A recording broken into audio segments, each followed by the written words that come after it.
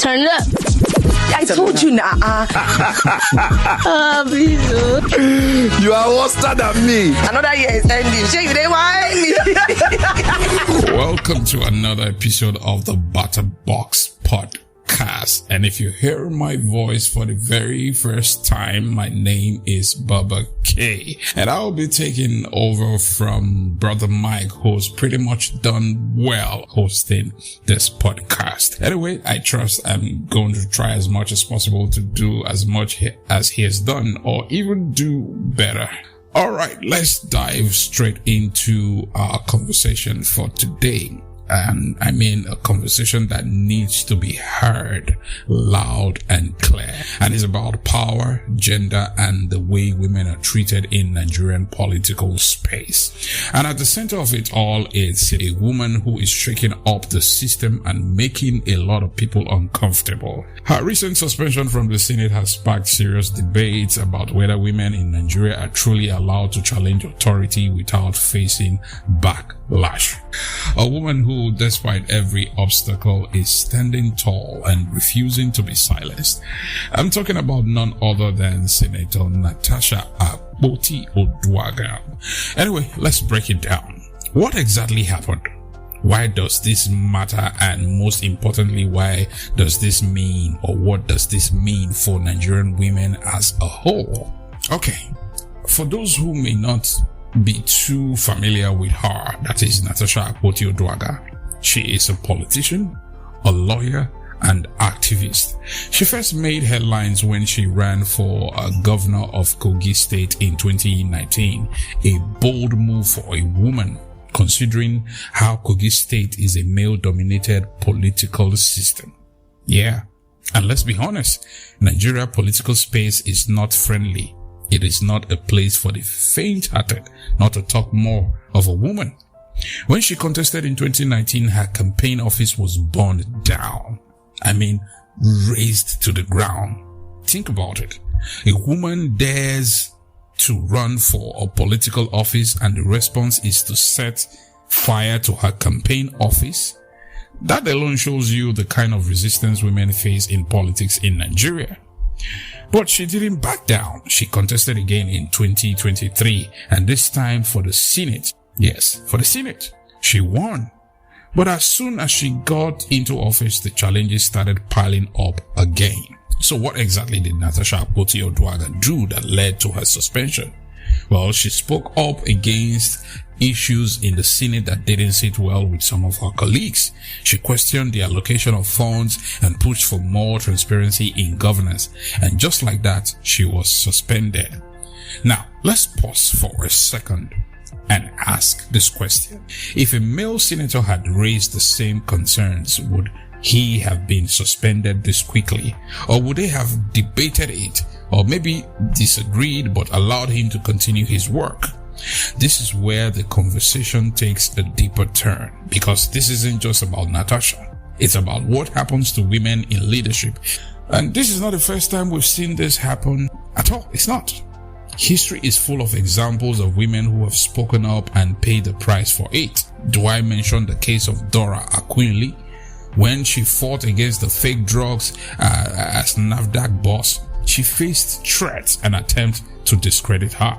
God bless her soul. Or the case of Obi Ezekwesili. She championed the Bring Back Our Girls movement and was called troublemaker for demanding justice.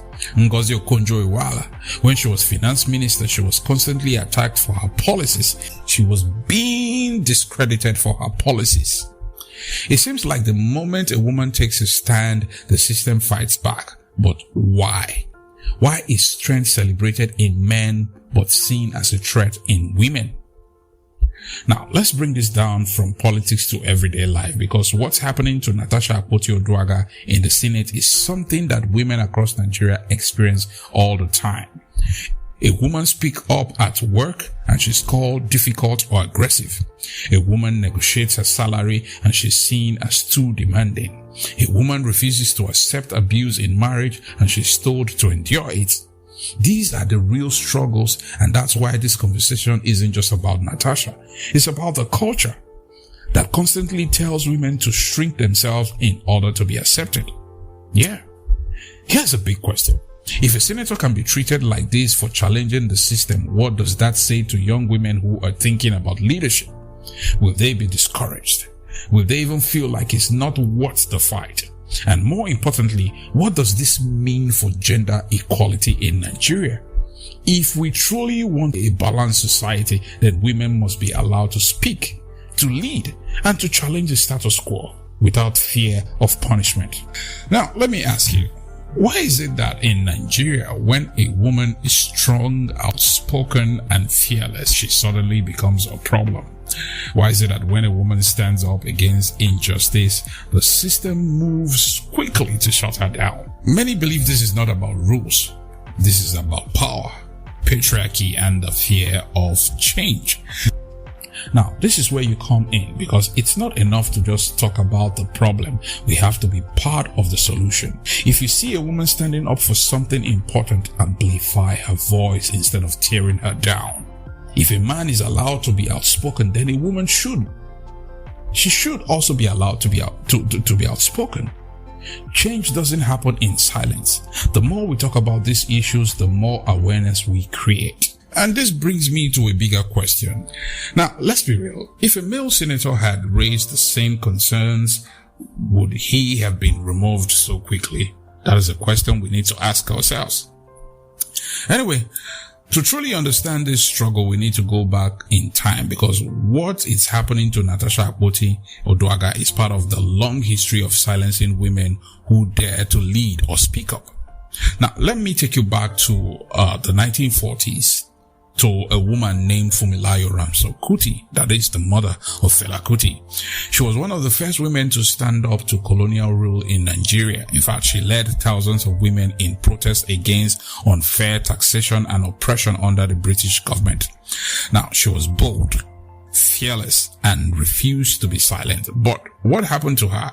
The system fought back hard. She was labeled a troublemaker. She was beaten, and later in 1978, I guess, during the military rule of Obasanjo, she was thrown from her second-story building during an attack on her son's house, that is Fela's house, which led to her eventual death. Yeah, she was in the hospital for several, months. At some point, it seemed like she was recovering until she eventually, passed. Now, her crime was demanding for equality. Now, let me ask you, how different is that from what we're seeing today? A woman speaks up and the system tries to silence her. Natasha is facing a modern version of what Funmilayo went through, and I dare say so. Yes. Now, this is what happens to women who refuse to stay in their place. I mean, history has shown us this over and over again. There's something going on against women in Nigerian politics. Something is definitely going wrong. There's a pattern, and I'm someone that believes in pattern. I read patterns a lot. If it happens once, it just happened. If it happens twice, then maybe a coincidence. But if it happens 3 times, more than 3 times, then it's a pattern. And that is the way it has been. Now, even the media will see this. If a female journalist asks tough questions, she's too aggressive. If a male journalist does the same, he is brilliant. Are you seeing what I'm saying here? Now, we have to call it what it is, and I think it's double standard. That's what it is. It's about the message it sends to all Nigerian women. If a senator can be treated this way, then what about an average woman? That is the question we should be asking. So where do we go from here? Because we can't just talk. We need to take actions. If a woman is challenging injustice, stand with her, not against her. If a man is allowed to be strong and outspoken, so should a woman. We need to raise girls to believe in their power and raise boys to respect female leaders. Women should be allowed to lead. Women should be allowed to speak up. We must not always relegate women to the background. And I do get this. There are some badly behaved women, but it doesn't necessarily mean that all the women are badly behaved. This same Natasha that we have, relegated to the background now is speaking up at the global stage in Munich. She was recently in Germany for the Munich Security Conference, where she spoke about how empowering women is directly linked to security and progress in Nigeria. Now, in the quotes of Natasha, and I quote, Nigeria's security is intrinsically linked to empowerment of its women. We cannot achieve true progress without gender equality. Those were the words of Natasha Akpoti. So you see, while some people are trying to shut her up, she's already making waves and the rest of the world is listening to her. Now, this whole issue, has been back and forth over a couple of weeks now. So then the question is, what happens now? Can she fight this suspension legally? Even though some lawyers believe she has a strong case, but more importantly, will this make other women afraid to join politics? Or will it even inspire more women to stand their ground? I think the choice is ours. Yes, the choice is ours. Natasha Akpoti-Uduaghan's story is still unfolding, but one thing is clear. It is not just about her.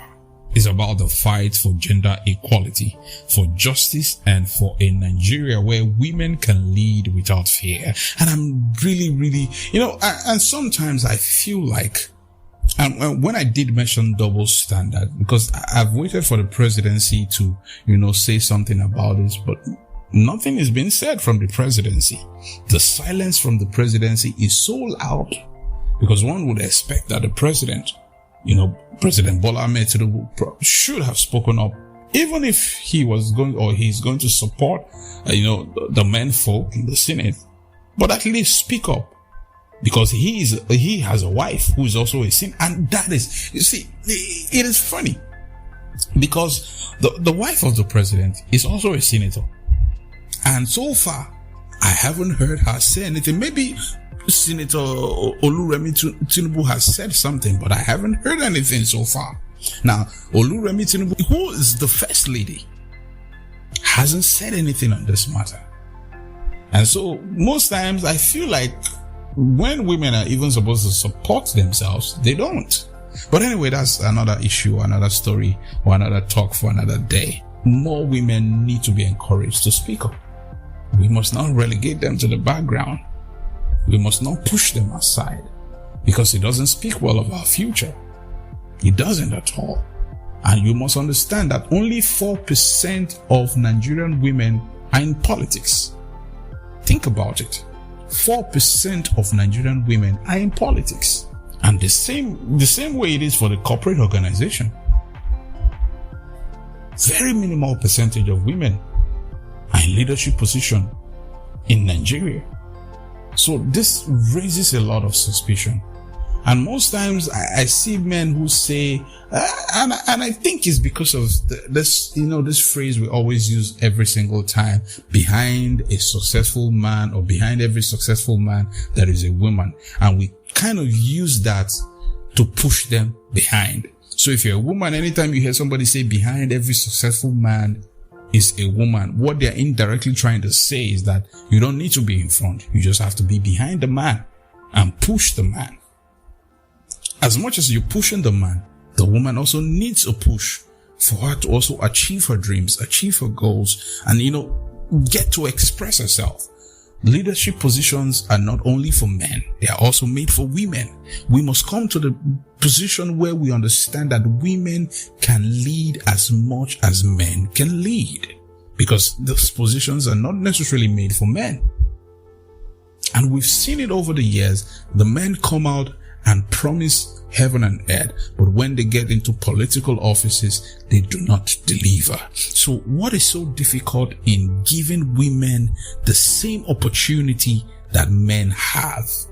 Are we worried? Are we scared that they will do better than men, than us? Is that the reason why we do not believe?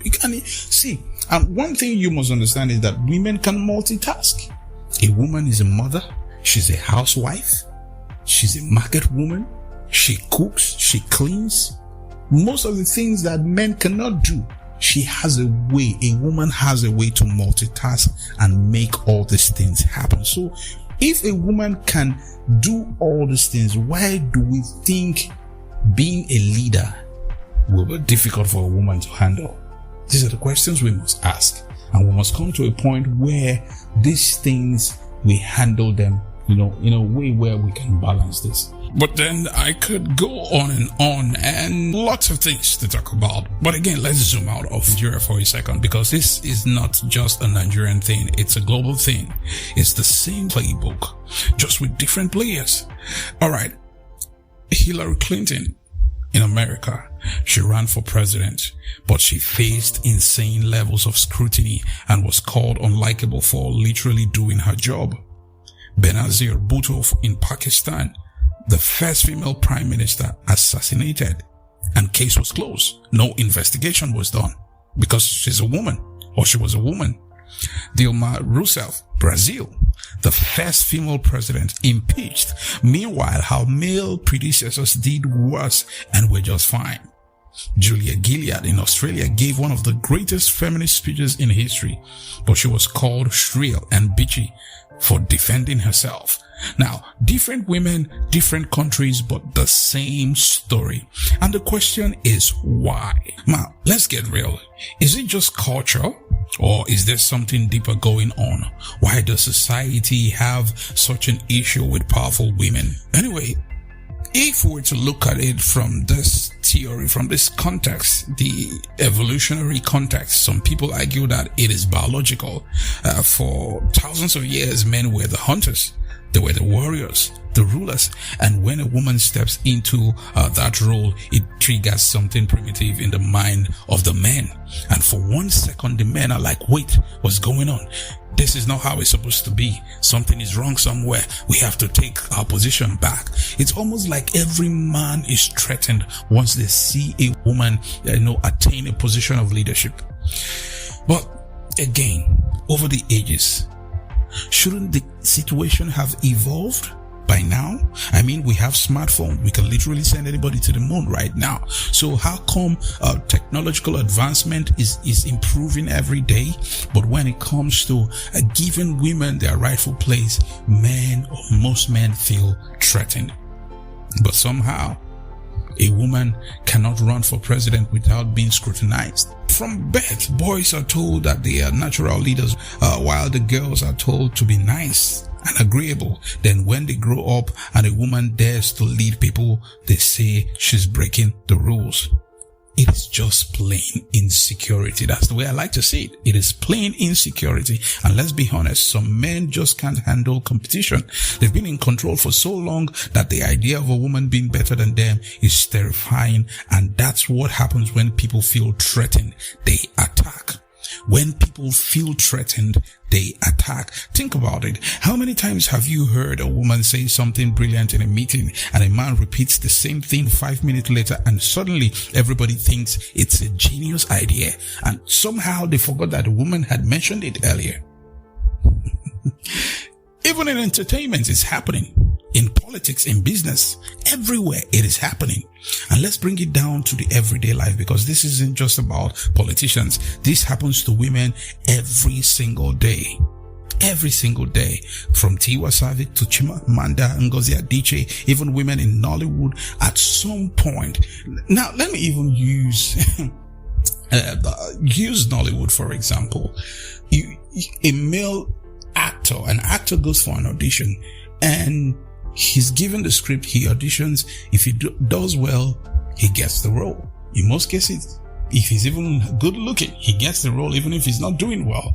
But for a woman, the case is totally different. The moment she comes in for an audition, you can see, you just notice something. The men are always looking for a way to take advantage of the woman. Now they try to promise her roles, promise her big money if she can only get to sleep with them. And in most cases, she would only get the role if she, plays ball with this man. And that is the way the men have always seen women. Like ping pong, they could toss to the wall and it comes back. But here's the question. How do we fix this? Because let's be real. Just complaining about it isn't going to do any good thing. That's the truth. But then, I'll just say this. The next time you see a woman getting criticized for something a man wouldn't even get side-eyed for, then say something. If a woman is running for office, leading a company, or just trying to make a difference, back her up. This starts from the home. Teach the boys that a woman's success isn't their failure. That's how it starts. And at the end of the day, Natasha Akpoti-Uduaghan's battle is just one example of the global war on women in power. This isn't about one election or one politician or even one country. It's about an age-old problem, centuries of conditioning whether we should allow women take their rightful place in society. So tell me, what do you think? Is Nigeria or the world actually ready for powerful women, or are we still stuck in the Stone Age? All right, hit me up on Batterbox on X, Instagram, Facebook. Also subscribe to our YouTube channel as well, and keep following everything we're doing on Batterbox. I'm Baba K, and this is the Batterbox podcast. Stay woke, stay loud, and stay informed. And also remember, the matter does not matter until it begins to matter. Catch ya. Bata bata, bata bata, bata box.